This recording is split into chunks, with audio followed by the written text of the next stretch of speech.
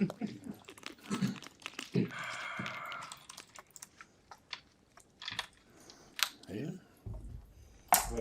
All right. Well, first of all, thank you guys for being here. Before we start talking about football, I know we have a lot of things to cover. If it's all right with you, just today's graduation, obviously an important day for us. Two former players, Tavion Thompson, local guy, tremendous member of the team for several years. Was actually in here the other day eating. Great to see him. But Tavion graduated today. Kobe Bretz, out of Omaha, who has since moved on to another school, in a very amicable decision, and we love Kobe, very proud of him. And then Elijah Judy, with Elijah's graduation, that gets us to 12 graduates on this year's team. So really excited about that. And I just think when you look at what we've done academically, and I know some people say, well, what's that have to do with the product on the field? I think it has everything to do with it. But when you look at what we've done academically, I think headed by the leadership of Dennis LeBlanc, but there's some people there, Andrea Klug, Caleb Hawley, William Kane, Kim Shellpepper, Katie Jewell. They pour their heart and soul. And unlike many football programs where they're working with 100 guys, 105 guys, they've been working with 160, 170 for a long time. And so now that we're down to 130, 125, they still give the same effort. And I'm just unbelievably grateful. To have 84% of our team over 3.0 is amazing. To be up there. Normally when they say the athletic department GPA and then the football team, it's usually the football team that's the anchor pulling it down. But to have our guys up there in that 3.3, 3.4 range, we do want to build champions for life. And we do want people to be successful. And so, Elijah, I did not let him practice. He graduated this morning. He was coming over. He had his mom and his dad came in from Philly. His wife, Jemiah, his son, Coda, were at practice every single day. Obviously, they came over earlier. His grandmother was here. Walked through the facility in his cap and gown. I made him come over, take a picture with us.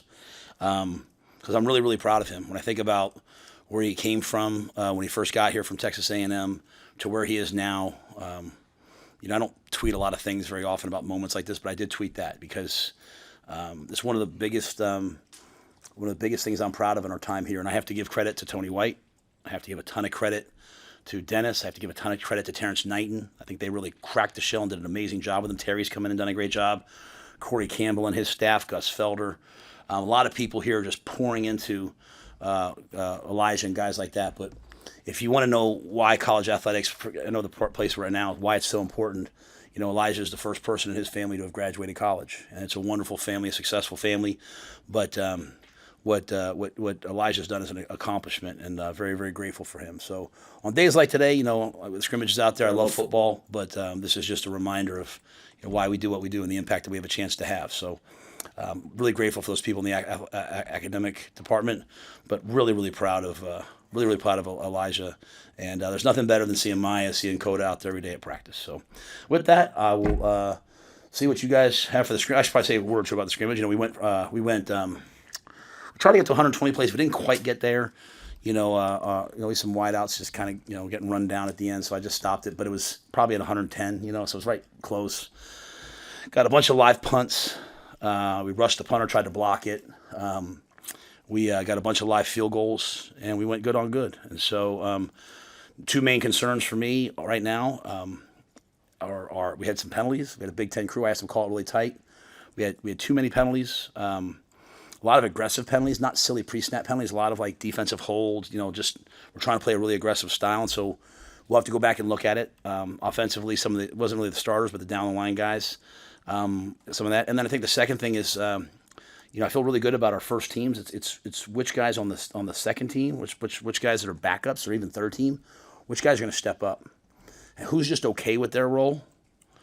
Sometimes in the world we live in now, we just say, well, that's my role, and then we just complain about it. And I just want to know who's going to come out and fight for a new role, because in the world that we're going to be in, we're going to play a lot of tough ball games. We're going to travel all across the country, play in different time zones, different weathers. I need guys that are in the threes right now to be starters by the end of the year, or starters on special teams. And so I look forward to seeing the tape and seeing who did that, who didn't. But the quality of play dropped from the ones to the twos and the twos to the threes, and I don't like that. It doesn't make me happy. So some things to work on, but in general, I'd say a very successful day, and I'm happy about it to get out scrimmage too. So, but that was long. I apologize, but what you guys got? Coach, injury update. Anybody in this week that suffered anything that would be more than like a standard camp injury? Yeah. So Gibson Pyle went down today in the scrimmage. He was the only guy that went down today. So I'll have to wait and see what his was. It didn't look like it was like, you know, at that level, but I mean, it was something they had to take him off. We had some guys like Javen Wright. Some guys get banged up during the week, but they scrimmaged today. Anybody that I'm forgetting? I know you guys. What's that? Yeah, so it's some guys like Jeremiah Jones, but all camp injuries, right? Nothing that's long term. You mentioned last week that you wanted to see the tackling. You just wanted to see how it progressed. How that looked to you today? That was better, definitely better, and you could tell right away, Steve, that was better like the next day. You know, I think I showed them on Sunday. I showed them like our team at Baylor, and I hate doing this, but I showed them tackling. And I think it really, if it exposed anything, it kind of exposed me a little bit. Like, well, Coach, we can do that. Like, because our kids at Baylor would come in and try to, end your life. I said that. I gotta be careful how I said it, but they try to come in and they try to knock you off the field, right? Like, as you're being held up, and they're like, Coach, you always talk about, taking care of each other. And so having to go back and be like, hey, we thud one way, we're live another way. And, when we go live, I'm always like, hey guys, if a guy's coming across the middle, just try to, let's not blow him up. I just think about the play with Fedoni where he got, kind of hit in the leg and say, don't blow up a D line that doesn't see it. So I think once they got that, they were way better. We ran better angles this week, much more physical.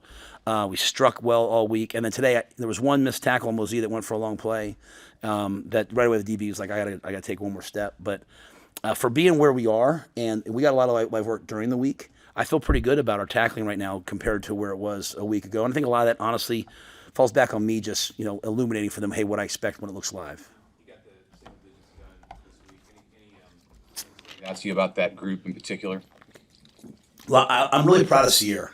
Sierre wore number 2 at USC as a freshman, and then didn't have it as a sophomore, and really wanted that number. And when we did the original vote, like, he was one of the top vote getters. Okay, and but the way it turned out, like Corey, like, some more offensive guys voting this year. He got maybe like one more vote than Sierre, and so Sierre had a decision to make. Do I want to stay here? And obviously it had a tremendous personal significance. But as I said to him, and I think the thing that he realized is his teammates voted for him. So it's not necessarily the number that I want to wear. It's the fact that when I walk out there, when I walk out in the stadium and I have a single digit, everyone in the crowd, everyone on the opponents, every opponent, every scout, every person in this building, you guys, we all know that, hey, you know what? His teammates voted for him for that. So, he so there was really no surprises. There was a bunch of other guys, Emmett Johnson, Cam Lenhart, they were like a vote off. It's the closest vote I probably have ever had. So much so that I went to Corey and I was like, I think I might add a couple guys. And I actually texted Terrell Bernard, who's an all-pro for the Bills. I'm like, hey, Terrell, what do you think about a couple extra ones? And he was like, Coach, I think that ruins it. And I went to Corey, and Corey's, he always puts me back in my place. He's truth to power. He's like, no, there used to be 9, now there's 10 because of 0. Let's do that. So, but Javen Wright, 7 seasons, 4 season-ending injuries, 4 season-ending. This doesn't count the labrum he tore. 4 season-ending injuries. 3 times he was told to change his position. That to me is amazing. So, I think our team did a great job of voting, and I think this is one of the deepest drafts they could have had in terms of who to vote for. Yesterday about one thing he was looking for today was sustained drives, those 8, 9, 10 play drives. Did you see some of that from the first team offense? Yep. I thought the offense was extremely efficient. You get to know Dana Holgerson from what you see on TV or you hear about what he's done statistically, and when you see the magic behind it, it's pretty cool because it's all just routine plays.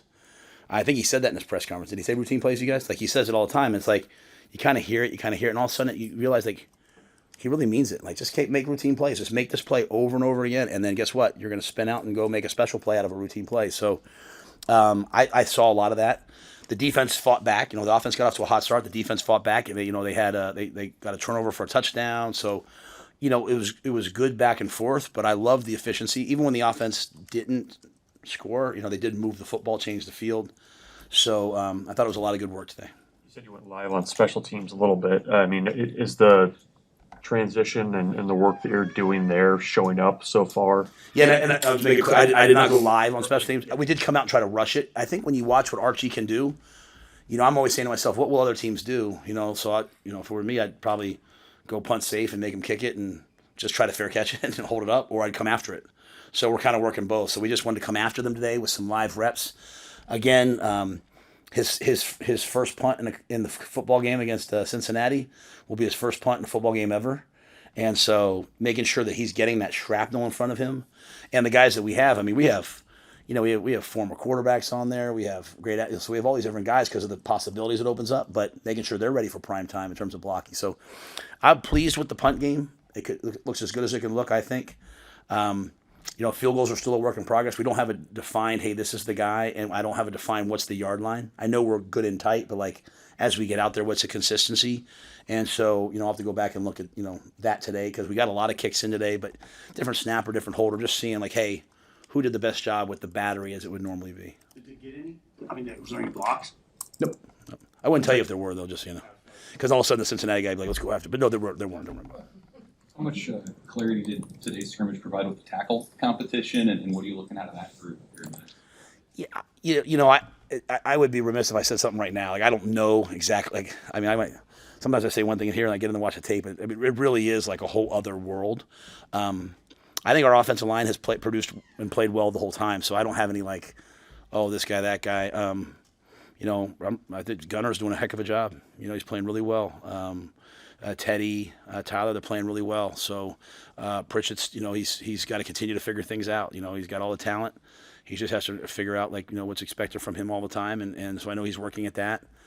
Some guys are pouring into him. So, we still have 2 weeks left or 10 days left or whatever. I don't even know. We have a countdown clock out there. I don't know what the countdown is, but we still have, in my mind, I look at it like 2 weeks left. So we still have another week of, today was the end of camp, but we have like preseason next week.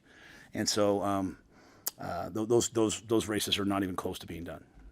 Did you do simulated like pregame stuff today? And can you describe what you said about having next week as a like dry run? What you plan to do with that? Yeah, so we know we're going to play at 11. We know we're going to play, and so we practice in the morning, so we're kind of used to 11. Like kind of get up, you go, right? We know we're going to play at night. So this Thursday coming up, we'll do a mock game, and that's from we start in the morning, like, hey, brunch is at this time, come over here at this time. Today, today we did the 2:30 game, right, which will be our first Big Ten game. And so, plus, we need some heat out here. We need to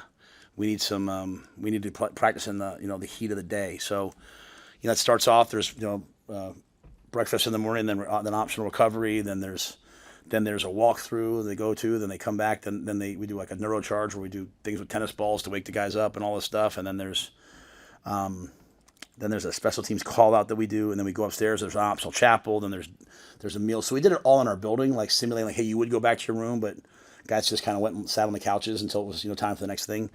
I can't stand things like that. I always feel like it's a waste of time in terms of like, man, we spent 4 hours just practicing, showing up. But we have so many young guys and so many new guys, right? So, like so many guys saying like, hey, Dane Key asking me questions like, hey, in pregame, what do I do? What can I do this? Can I do that?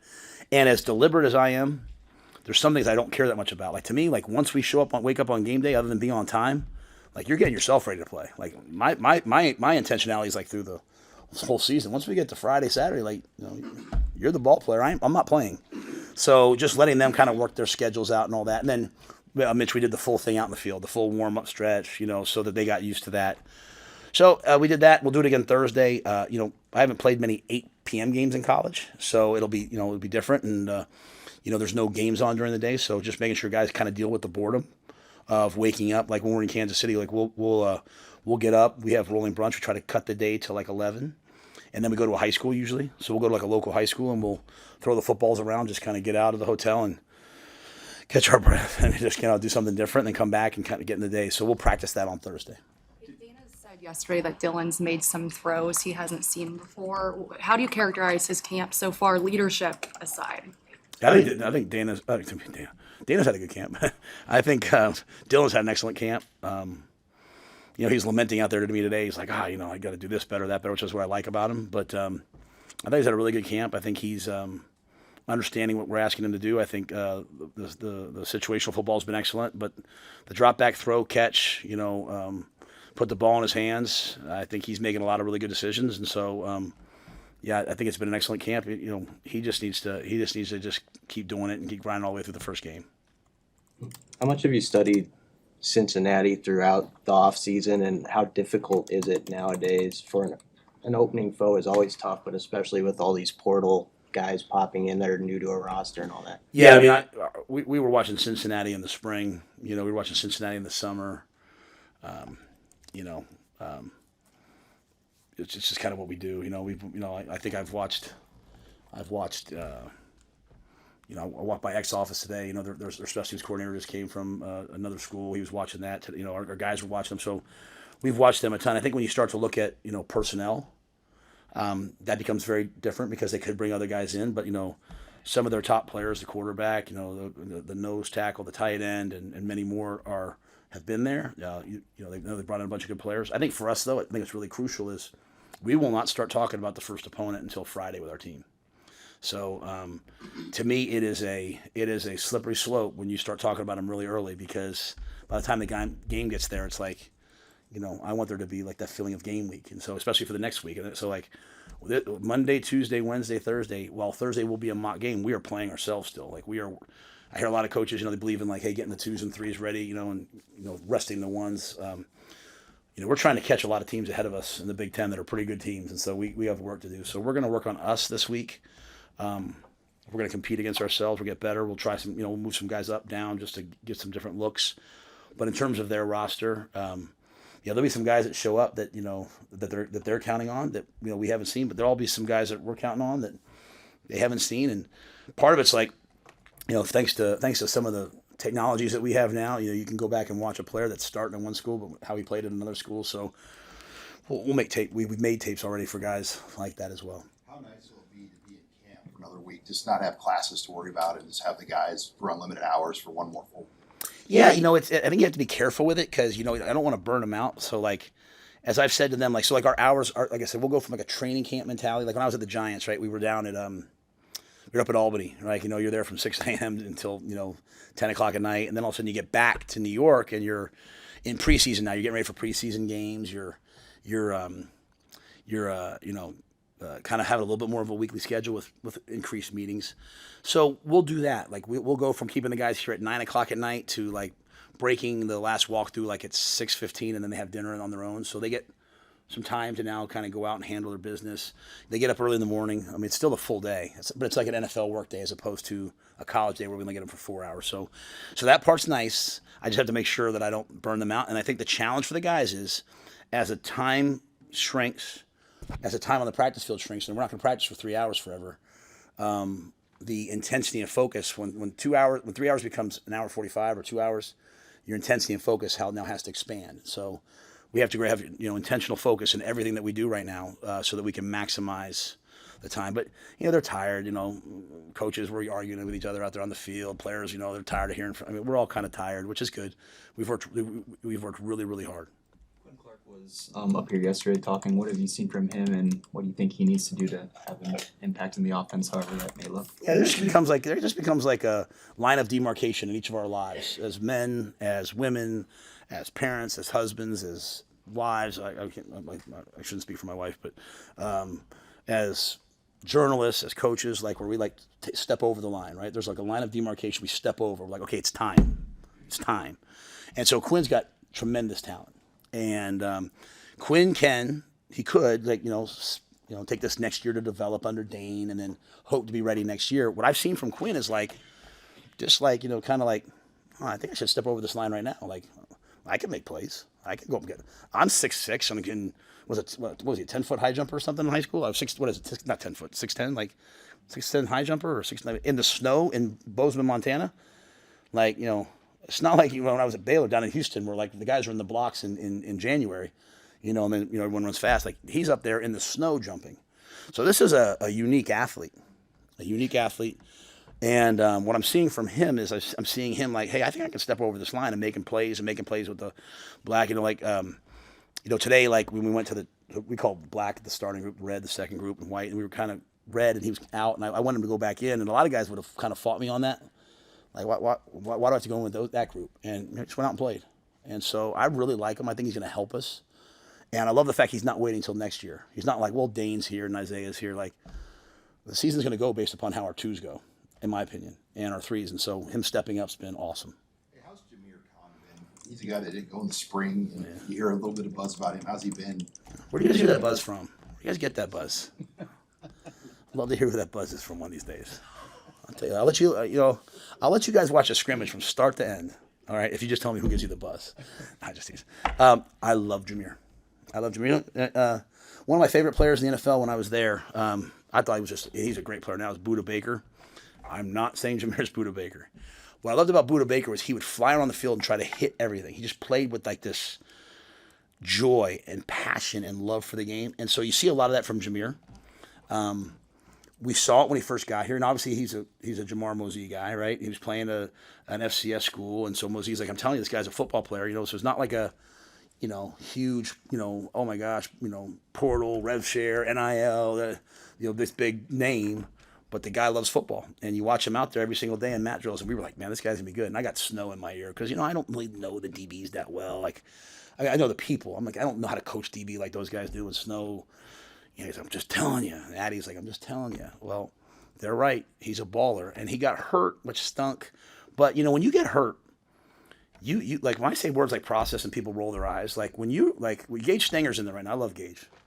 Gage Stinger, like day 3 for him is like, hey, can I squeeze my quad just enough to get my knee to be tight, and then like a week later, like, can I get my foot like that far off the ground, like, or like my shoulder, right? Can I just squeeze this tennis ball 10 times? Like, you start to learn what process means, like incremental gains on top of incremental gains, and not just going from here to here. And so Jameer, in my mind, he's so mentally tough that the injury almost accelerated who he is. Like, so he flies around, he's competitive, he can cover.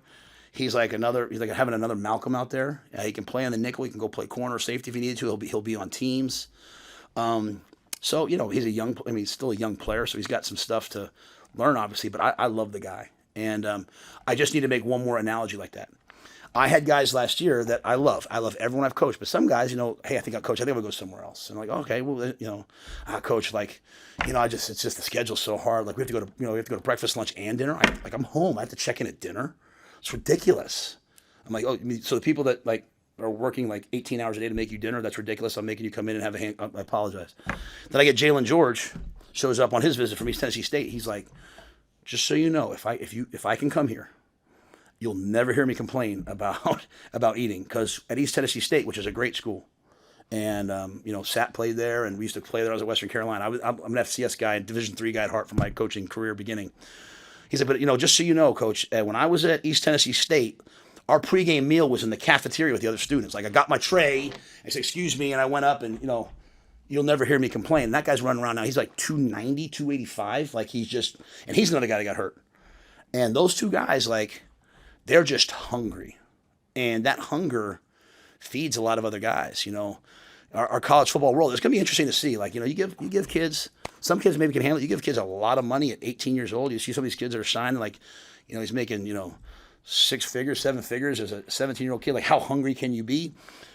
This guy was like, Coach, I was waiting in line to get, the lima beans and corn to get myself ready to play the game. So if Miss Kristen tells me that she's going to give me a smoothie on the way out of the building, I'm going to say thank you. So, and also they're good players. It's not like, they're just grateful, they're also really good players. And so that's like the Ty Robinsons of the world, right? Like, he's a really good player and he's grateful. So I think the influence of guys like Jameer and the influence of guys like Jalen are changing our locker room and our culture in a good way, which I think we had a good one, but they're making it even better. Coach, with the alternate jerseys being released yesterday, Dylan had a good quote kind of talking about, it's cool and all, but it doesn't really matter what jerseys we're wearing. Just kind of wanted to get your thoughts on what went through that process, but then at the same time trying to keep the players somewhat humble in the cool jerseys. Yeah, well, Dylan's a really mature guy. He knows what to say to you, right? I mean, what he's trying to say is, like, we know that, like, wearing this jersey or that jersey doesn't make you play better. And if it does, then we have way bigger problems to begin with. But, like, we have a right to do cool things. Like, we have a right to, like, at the University of Nebraska, we have a right to do, like, what other schools do. Like, we have a right to go out there and, my first year here, they already planned it. They had an alternate jersey my first year. It was like the Northwestern game. It was 100 years. Remember, it was just a blue outline. And the guys were like, Coach, can we please wear blue gloves? And I remember it was like, I went to Trev, like, can they wear blue gloves? And guys were like, you know what? Guess what? We won the game. And we won the game because of how we tackled and caught, and we blocked a field goal for a touchdown. We stopped them in the red zone. So I think Dylan's saying is, it's going to come down to how we play, especially versus a great team like USC. We're anticipating that being a night game. There's nothing worse than black jerseys in the middle of the day, in my opinion. So if you have a night game, you have black jerseys.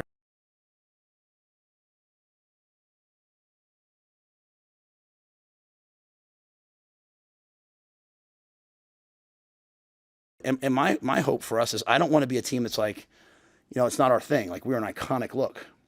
So I want us to have like that look most of the time. But I think once a year we should step out and do something in all black.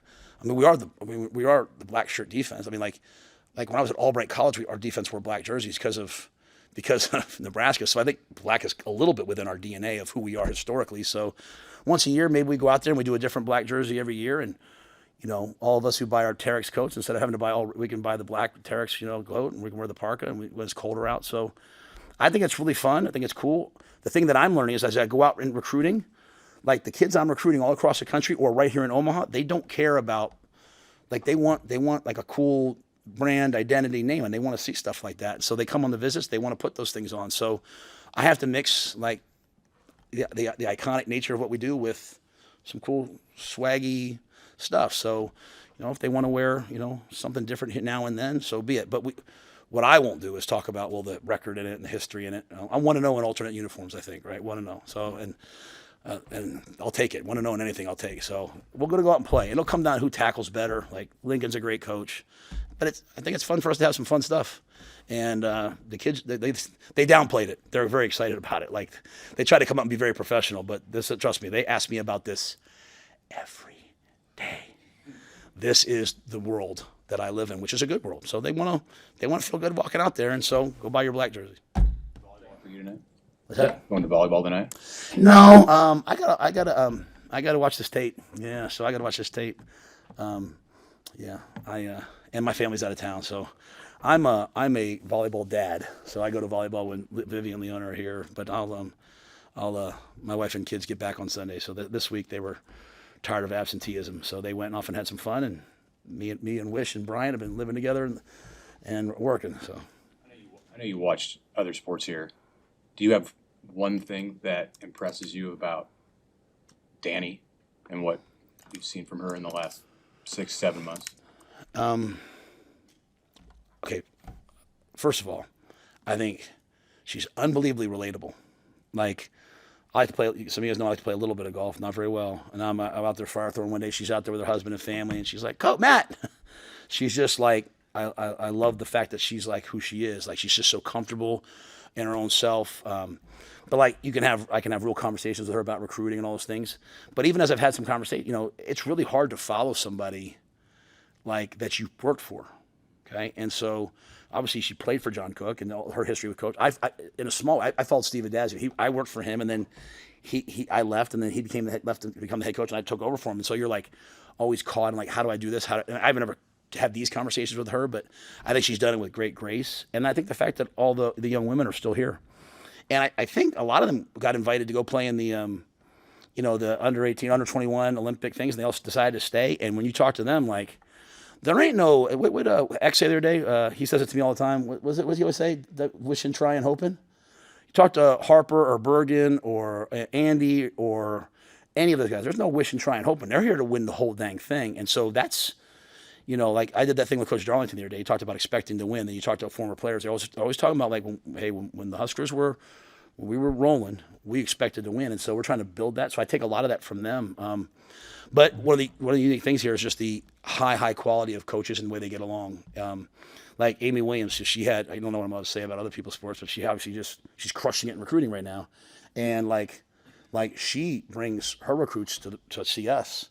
We walk around, we talk to them. You know what I'm saying? Like, I take my recruits to go see Fred, and Fred talks to them. Mark Manning, I get a text, Mark Manning shows up at practice half the time, like, to see it. Our women's basketball assistant coaches come out to our practices. So it's one of the coolest vibes I've ever been a part of. But I think for Danny, the grace in which she's come into a winning situation following an amazing coach that she worked for, done it all with grace. There's been nothing that has come out controversial, but she's putting her own stamp on everything, right? And then, none of those players transferred, none of those players left. Don't we have like 15 starters? Like, we start 5 in volleyball? 6. 5? 6. We have like 15 people that can play in the Olympics someday.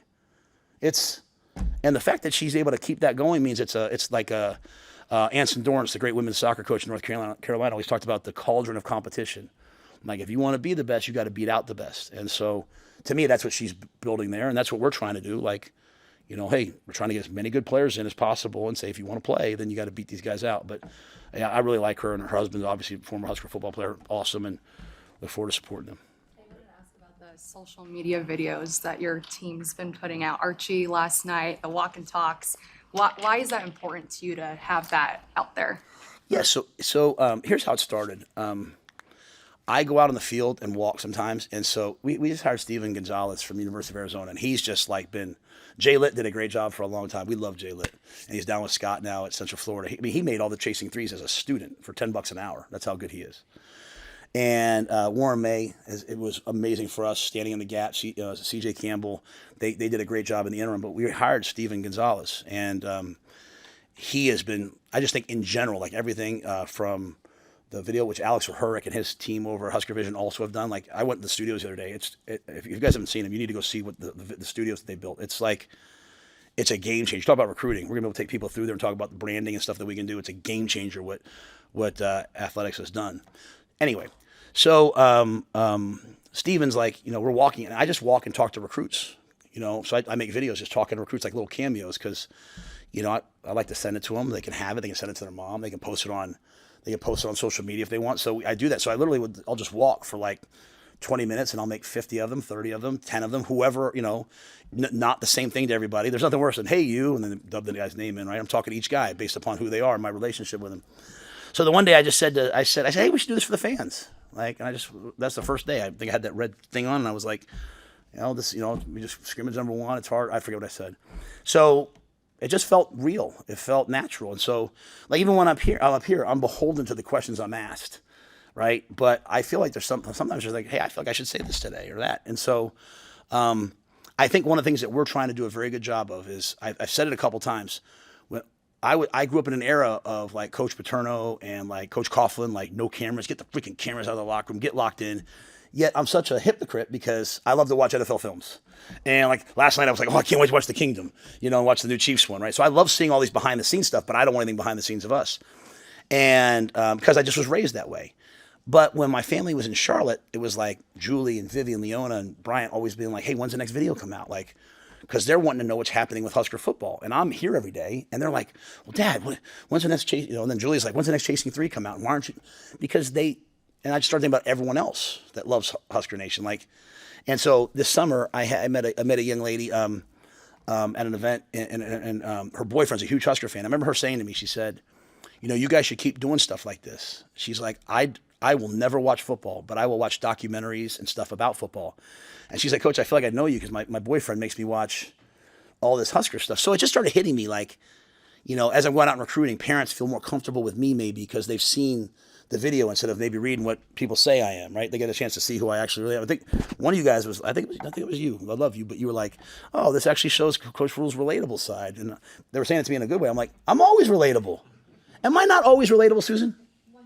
It's not true. I'm with you. But you said that, and I appreciate that. Like, hey, I don't say, hey, what's the names of the people in the cafeteria, and walk in and go, hey, Jay, hey, Daniel, how are you? I sit there and say, hey, guys, if you walk in the cafeteria and you have to say, excuse me, ma'am, can I have this? Then you don't know the people in the cafeteria. Like, how can you not walk in and say, hey, Jay, how's your day going? How's everything going? Hey, Daniel, how you been, bro? Like, hey, Shelly, if you don't know them, then what are you doing here? So I just think for us, it's a window to open things up. Now, I have to be very careful. I don't want the players thinking, oh, Coach Rhule thinks the program's all about him. I don't. So I'm trying to talk to different players, show different players. But I just think it's an opportunity for us to open up to the outside, because I do feel like Chasing 3 did a lot of that for us, but it was just because we were just bringing Steven in, so we didn't have time to put together a full docu-series thing.